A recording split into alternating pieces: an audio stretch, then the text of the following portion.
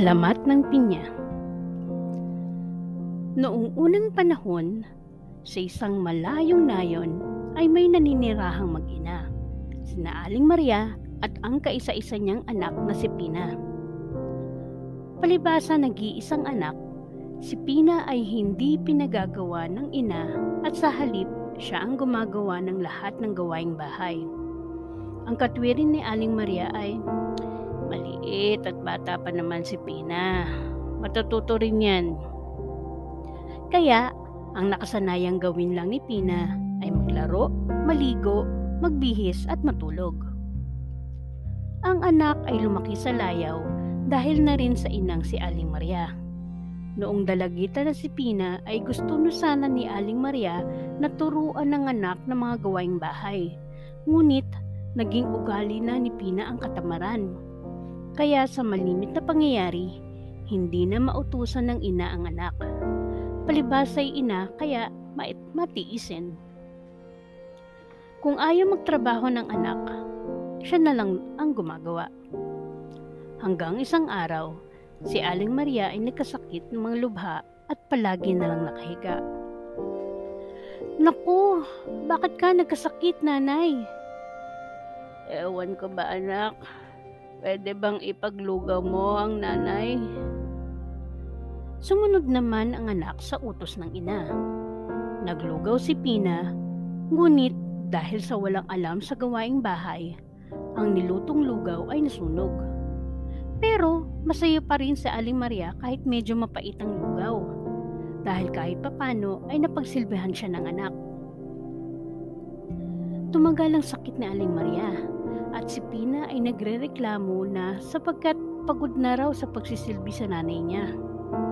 Isang umaga, si Pina ay nagluto ng almusal at maghahain na lamang ito, ngunit hindi makita ang sandok.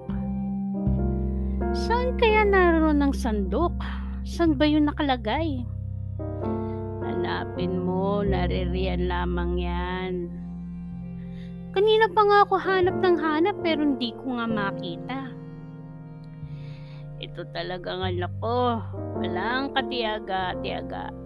Bakit hindi ka na lang magkaroon ng maraming mata para makita mo ang hinahanap mo?" "Marami pa naman kayong sinasabi, nagsisermon pa kayo." Pagkasagot sa ina ay sabay panaog si Pina. Siguro ay hahanapin niya ang sandok sa silong at baka nahulog.